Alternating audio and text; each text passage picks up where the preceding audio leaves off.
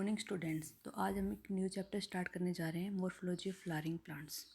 ठीक है, सबसे पहले ये कि what you mean by morphology. Morphology होता क्या है? तो मॉर्फोलॉजी का मैं आपको एक कॉमन मीनिंग बता देती हूँ, डेफिनेशन बता देती हूँ कि मॉर्फोलॉजी में ये होता है कि हम आउटर अपीयरेंस को देख के क्या पता लगा सकते हैं। जैसे मैं किसी को देख के क्या पता लगा सकती हूँ कि कितनी हाइट है, कितना मतलब बॉडी फीचर्स क्या क्या हैं, क्या कैरेक्टर्स हैं, बाहर से देख के मैं जितना पता लगा सकती हूँ। तो अब आप एक प्लांट या एनिमल को देखेंगे तो आप बाहर से देख के उसकी शेप, साइज इतना ही पता लगा सकते हैं। तो प्लांट को बाहर से देख के हम उसकी क्या मॉर्फोलॉजी देख सकते हैं कि कहाँ पे स्टेम है, कहाँ पे फ्लावर है, कहाँ पे रूट है, हम ये पता लगा सकते हैं। तो मॉर्फोलॉजी एक ब्रांच ऑफ बायोलॉजी है which deals with the form of structures and form of plants and animals. And अगर हम प्लांट की स्टडी करें तो ओनली हम प्लांट्स की मॉर्फोलॉजी देखेंगे। ठीक है, तो मॉर्फोलॉजी ऑफ प्लांट्स में हम आज डिस्कस कर रहे हैं मॉर्फोलॉजी ऑफ रूट्स। तो रूट सबको पता है कि सॉइल के अंदर होती है। ठीक है, सबको पता है रूट्स हर प्लांट में प्रेजेंट होगी, क्योंकि रूट नहीं होगी तो प्लांट को एंकरेज नहीं मिलेगा। ठीक है, वो प्लांट ज़मीन के अंदर रहेगा कैसे? रूट के एब्सेंस में। तो ठीक है, तो रूट्स हमेशा हर प्लांट के पास होगी, चाहे वो जिम्नोस्पर्म हो या एंजियोस्पर्म हो। ठीक है, ये अंडरग्राउंड पार्ट है एक प्लांट का। ठीक है, मेन फंक्शन रूट का क्या है? एंकरेज प्रोवाइड करता है। एंकरेज का मीनिंग समझ रहे हो ना, कि सोइल में उसको सपोर्ट प्रोवाइड करता है। Absorption of water and minerals. ठीक है, सोइल से वाटर का और मिनरल्स का अब्जॉर्प्शन कौन कराता है? रूट की हेल्प से होता है। अब हमने देखा, आप पहले भी पढ़ चुके हो प्रीवियस क्लासेज में, एक एम्ब्रियो होता है, उसके दो पार्ट होते हैं, एक प्लूमोल और एक रेडिकल। प्लूमोल से स्टेम अराइज होता है और रेडिकल से रूट अराइज होता है। तो रेडिकल से रूट बनती है। ठीक है, जो फर्स्ट रूट अराइज होंगी रेडिकल से उन्हें हम प्राइमरी रूट बोलते हैं। ठीक है, प्राइमरी रूट से जो रूट अराइज होती हैं, लेटरल रूट्स जो बनती है, प्राइमरी रूट्स के ही डिवीजन होते रहेंगे, तो वो क्या होंगे? सेकेंडरी।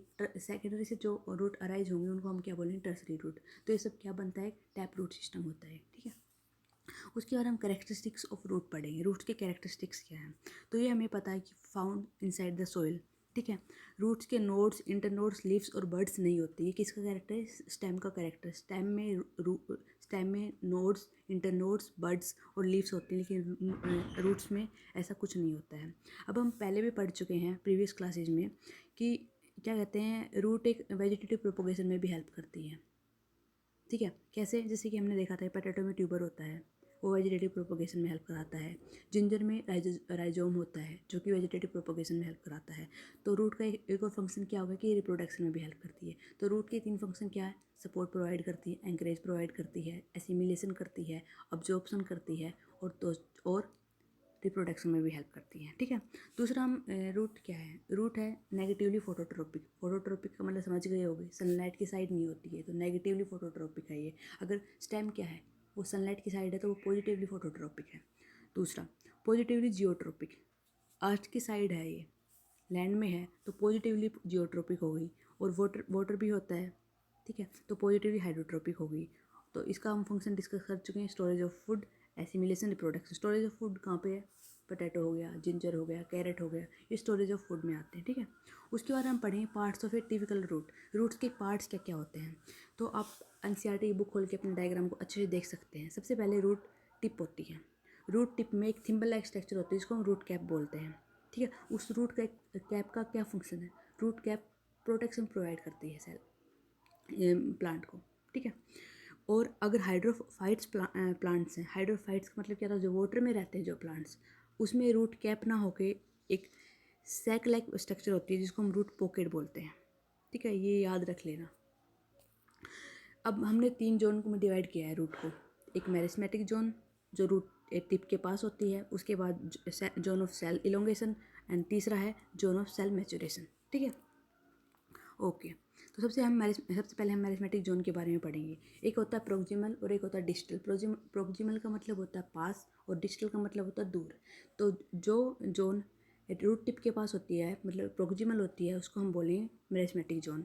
इस जोन में क्या होता है कि सेल बहुत छोटे छोटे होते हैं, वो एक्टिव स्टेट में होते हैं, एक्टिव स्टेट ऑफ डिवीजन में होते हैं, मतलब बहुत ज़्यादा डिवाइड करते हैं, कंटिन्यूसली नंबर इंक्रीज होता रहता है उनका, साइटोप्लाज्म डेंस होगा, लार्ज न्यूक्लियस होगी, और वैक्यूल्स होती हैं वो होती ही नहीं है, डेवलप ही नहीं होती है। तो आप ये कैरेक्टर याद कर लेना। ठीक है, उसके बाद आता है जोन ऑफ सेल इलोंगेशन। इसमें क्या होता है कि सेल फटाफट इलोंगेट करते रहते हैं। ये मेरिस्मेटिक जोन के ऊपर होती हैं, स्मॉल वैक्यूल्स डेवलप करने लग जाती हैं और सेल इलोंगेट होते रहते हैं। जोन ऑफ सेल मैचुरेशन में क्या होता है कि सेल्स हैं वो डिफ्रेंशिएट करके परमानेंट टिश्यूज बन जाते हैं, मतलब उनमें फर्दर कोई डिवीजन नहीं होता, परमानेंट टिश्यूज बन जाते हैं, जैसे कि जाइलम, ट्रैकिड्स, ट्रैकिया वगैरह बन गए हैं, ठीक है। उसके बाद इस जोन में क्या होता है कि रूट हेयर भी डेवलप होने लग जाते हैं, इसलिए हम इसको रूट हेयर जोन भी बोल सकते हैं, ठीक है। अब दो टाइप की रूट्स होती हैं, एक टैप रूट और एक एडवेंटिशियस रूट। टैप रूट में क्या होता है कि मेन रेडिकल से जो रूट अराइज होती हैं उनको हम टैप रूट बोलते हैं, उनसे primary, secondary, tertiary roots arise होती हैं। ये फंक्शन डाइकोट्स में होता है, टैप रूट्स डाइकोट्स में होती है, ठीक है। फिर आती है एडवेंटिशियस रूट। एडवेंटिशियस रूट में क्या होता है कि मेन रेडिकल से ना अराइज होते, सूट से या लिप से रूट्स अराइज होती हैं, उनको एडवेंटिशियस रूट्स बोलते हैं। जैसे आपने मेज में देखा हो, मोनोकोट्स में ये फीचर मेनली होता है। मोनोकोट्स में क्या होता है कि फाइब्रस रूट्स होती हैं, मतलब वो एक ही रेडिकल से ना अराइज होकर एक स्टेम से अराइज होती हैं कंटिन्यूसली, और उनमें कोई लेटरल सिस्टम नहीं होता है, तो उनको हम एडवेंटिशियस रूट बोलते हैं। जैसे डायग्राम में आप देख सकते हो कि मोनोकोट्स में फाइब्रस रूट्स हैं, सारी की सारी एक ही जगह से अराइज हो रही हैं, लेकिन डाइकोट्स में हम देख सकते हैं कि पहले रेडिकल से प्राइमरी रूट्स आती हैं, फिर सेकेंडरी, फिर टर्सरी रूट्स आती हैं, तो ये सब होता है। अब हमने देखा कि रूट का क्या फंक्शन है, जैसे हमने देखा एंकरेज है, अब्जॉर्प्शन है, रिप्रोडक्शन है, स्टोरेज है, लेकिन कुछ ना कई प्लांट में ऐसा होता है कि रूट मॉडिफाई कर जाती है और उसका फंक्शन चेंज हो जाता है, तो हम मॉडिफिकेशंस पढ़ेंगे, ठीक है। जैसे कैरेट में क्या कहते हैं, टर्निप है, सलगम है, इन सब में क्या होता है कि रूट है वो स्वोलन कर जाती है, ठीक है, स्वेल कर जाती है, और वो फूड को स्टोरेज करती है, ठीक है। अब आता है एक प्रोप रूट्स। प्रोप रूट में क्या हो, जैसे आपने बनियन ट्री देखा हो, नहीं देखा होगा, लेकिन आप अपनी एनसीईआरटी की बुक में देख सकते हो कि उसमें है, उसमें मतलब प्लांट, मतलब ट्री बहुत बड़ा होता है और नीचे की साइड हैंग करने लग जाती है उसकी रूट्स, तो वो रूट्स का, तो वो फंक्शन क्या करता है, वो इस सपोर्ट प्रोवाइड करता है।